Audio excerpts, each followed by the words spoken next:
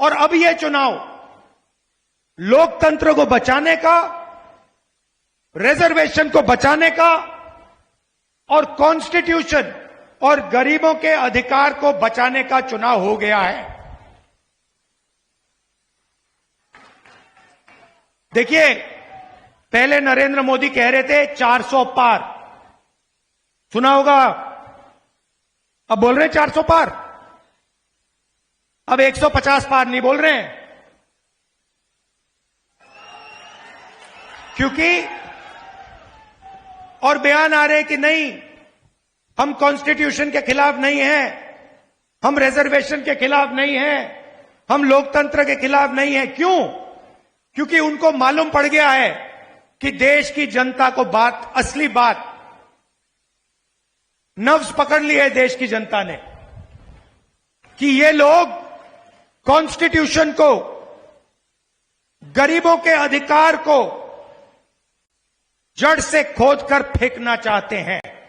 और मैं आपको बता रहा हूं, कांग्रेस पार्टी और आप सब मिलकर देश के दलित, आदिवासी, पिछड़े, गरीब, जनरल कास्ट के लोग, माइनॉरिटीज के लोग मिलकर इस किताब का, इस कॉन्स्टिट्यूशन का रक्षा करने जा रहे हैं। इसको कोई रद्द नहीं कर सकता, इसको कोई खत्म नहीं कर सकता, कोई शक्ति नहीं पैदा हुई है दुनिया में, हिंदुस्तान में छोड़ो, नरेंद्र मोदी छोड़ो, दुनिया में कोई शक्ति नहीं है जो इसको रद्द कर सके, इसको फाड़ के फेंक सके।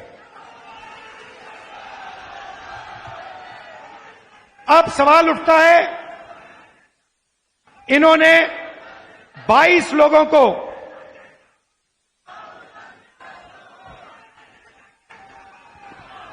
इन्होंने 22 लोगों को 16 लाख करोड़ रुपया दिया है।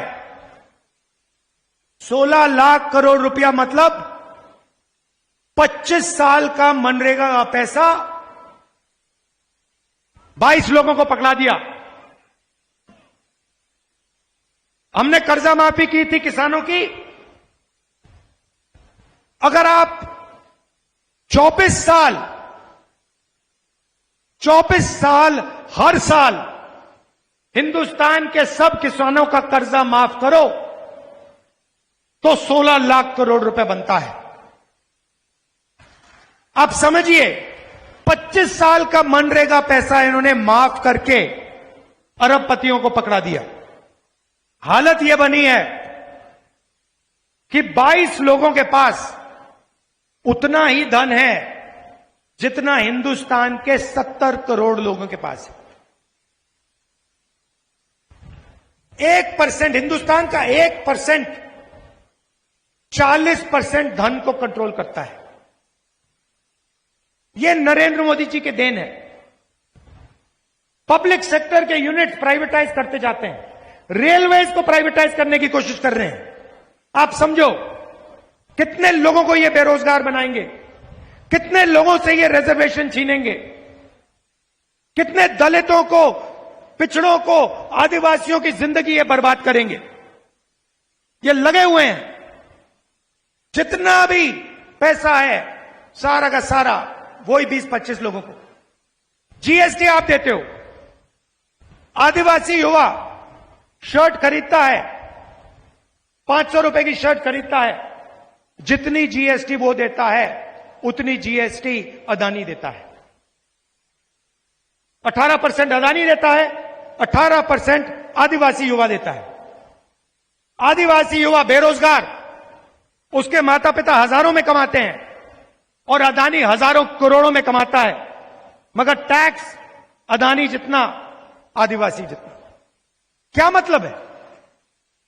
तो आप लोगों की जेब से पैसा निकलता है, पेट्रोल खरीदते हो, पेट्रोल खरीदने का पैसा आपके जेब से निकलता है, अदानी की ओर जाता है।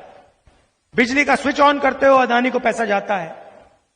शर्ट खरीदते हो, अदानी को पैसा जाता है। जंगल जाता है, जमीन जाती है, जल जाता है। तो पूरा का पूरा फायदा उनको पकड़ा दिया। तो अब कांग्रेस पार्टी क्या करने जा रही है? मैं आपको खुश करने के लिए 2-3 चीजें आपसे कहना चाहता हूं। मूड आपका अच्छा हो जाएगा। संविधान को बचाना है, रिजर्वेशन को बचाना है, मगर जितना धन उन्होंने अदानी को दिया उतना धन हमें आपको देना है।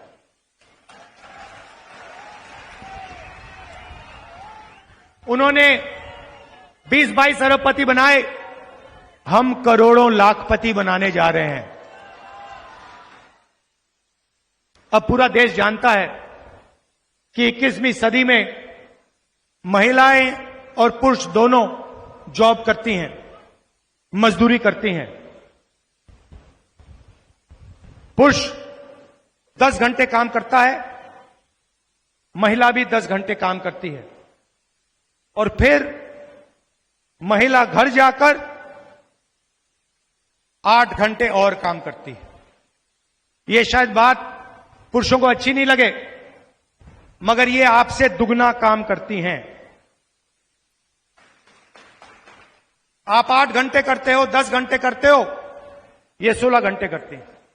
और ये हिंदुस्तान के भविष्य, हमारे बच्चों की देखभाल करती हैं, ये आपको भोजन पका के देती है। मगर जो ये घर में 8 घंटे काम करती हैं, उसके लिए इनको 1 रुपया नहीं मिलता। सही बात? कभी नहीं मिला ना आपको? तो कांग्रेस पार्टी अब एक नई योजना लाई है, महालक्ष्मी योजना। हिंदुस्तान के गरीब परिवारों की लिस्ट बनेगी। करोड़ों परिवार हैं, सबकी लिस्ट बनेगी। हर परिवार में से एक महिला का नाम चुना जाएगा। किसान परिवार होंगे, दलितों के, आदिवासियों के, गरीब जनरल कास्ट के, कारीगरों के, जो भी गरीबी रेखा से नीचे है, उनकी लिस्ट बनेगी। एक महिला हर परिवार में से चुनी जाएगी, और फिर उस महिला के बैंक अकाउंट में साल के 1 लाख रुपए कांग्रेस पार्टी डालने जा रही है। 8,500 रुपए महीने के, हर महीना पहली तारीख ठका ठक 8,500 रुपए बैंक में। 1 लाख रुपया साल का, करोड़ों महिलाओं को। क्रांतिकारी स्कीम है। दुनिया में किसी सरकार ने ऐसा काम नहीं किया है। हिंदुस्तान की सरकार पहली सरकार होगी जो ये काम करने जा रही है।